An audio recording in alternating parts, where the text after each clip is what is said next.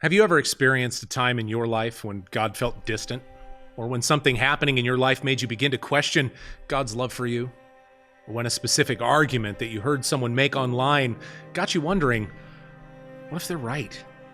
Well, it seems like a rhetorical question, but struggles with faith are common. We are human. And as part of that human experience, we go through highs and lows in our life. We experience times of happiness and sadness, energy and exhaustion. Even times of strong faith and times when we experience doubts.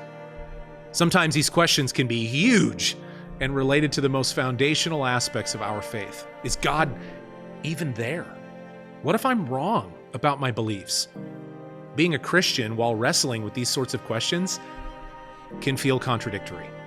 How can I identify as a follower of Christ but still have questions and experience doubts? Does the mere presence of questions or even moments of doubt mean that I don't have faith? Can having questions and doubts lead us to an even greater relationship with God in the long term? Can you seek God while still having questions? Sometimes the presence of these things can feel like a betrayal, especially when you've gone through seasons of strong faith and you've seen God's hand in your life. You've seen Him work powerfully and bring you through difficult circumstances before. Why is this time different? Why are you doubting some things? There's a powerful example that's recorded for us in the Gospel of Mark. A father brings his young son to Jesus. The boy had been experiencing challenges from his childhood. He'd been plagued by a demon. The young boy would seize up, he would foam at the mouth, and he would go rigid when an episode would come on. But even more significant, the demon would cause the boy to throw himself into the fire and into the water in an effort to destroy him. Put yourself in this father's shoes for a moment. Can you imagine the anguish at seeing his beloved child experience this ordeal, being helpless to stop it? He's been dealing with this since his childhood. It's nearly cost him his life several times, mute, unable to live a normal life. And then you hear of this man, Jesus of Nazareth, who's been able to heal people with difficult situations just like this. In the account, the father describes how he had brought his son to Christ's disciples, and they weren't able to cast the demon out. He desired healing, he desired compassion, he desired mercy. Christ addressed the lack of faith that he saw, and he called for the young boy. The boy came into Christ's presence, the demon immediately took hold, and the boy seized and convulsed, foaming at the mouth and rolling on the ground. Christ tells the father, if you can believe, all things are possible to him who believes. The father, with tears in his eyes, exclaims to Christ, Lord, I believe. Help my unbelief. The spirit was cast out, and the man's son was made whole again.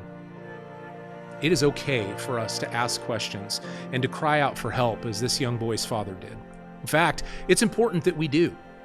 If we bring those questions to God, if we ask for His guidance in seeking out answers, God helps us to develop our faith and to become spiritually stronger. Apostle Paul wrote to the brethren in Thessalonica that they should test all things and hold fast to that which is good. The implication being that there would be some things that would not prove to be good, and those things should be rejected. But what about that which was good? It should be held on to, nurtured, strengthened, and continued. While it can be scary to experience big questions about our faith, it's important that we don't brush them off for fear that it makes us any less of a Christian by experiencing them. God desires that we examine ourselves to seek the truth from Him. God is the source of that which is true. God doesn't expect us to have all of the answers. That's why He gave us His Word. If we are seeking truth, and if we're looking for answers everywhere except our Bibles and the Word of God, we are looking in all the wrong places. So how can we ask questions productively without getting overwhelmed or giving in to doubt? Examination and growth are important aspects of following God and His way of life. Our Christianity is a process in which we grow. As such, God must be involved in our growth. Ask Him your big questions. In prayer, bring the things that you're grappling with, the things you're wrestling with, and ask Him to lead you to the answer in His Word. Have those hard conversations with God. David had these kind of conversations with God frequently. In Psalm 26 and verse 2, he asked God, "Examine me, O Lord, prove me. Try my mind and my heart." No one knows us better than God. He knows what we still don't understand and what truths we need to learn in order to grow. And sometimes those truths can be hard to hear. It's important to ask the big questions, but you also need to remain open to His answer. Sometimes we ask the questions that we ask, and we're looking for a specific response. We want to see God agree with us, or that we feel strongly about a certain topic. And we're looking for ways that we can support that position based on the Word of God. God is God. We are not. He can take the big questions, the hard questions. But through this process, be prepared to receive hard answers and be willing to accept those answers, even if there are times that we may not fully understand. Write down the questions you have. Don't be ashamed of them. God and His Word can stand up to scrutiny. Seek God for the answers. Questions don't make you any less of a Christian. In fact, they have the potential to grow your faith and deepen your relationship with God. The key is, what do we do with those questions? Whether we let them pull us away from God or whether we bring them to Him and we let His Word shape our thinking. So don't be afraid of it. Next time you have a question, sit with it. Ask God for help and investigate His Word to find the answer. God's inviting us into a relationship with Him.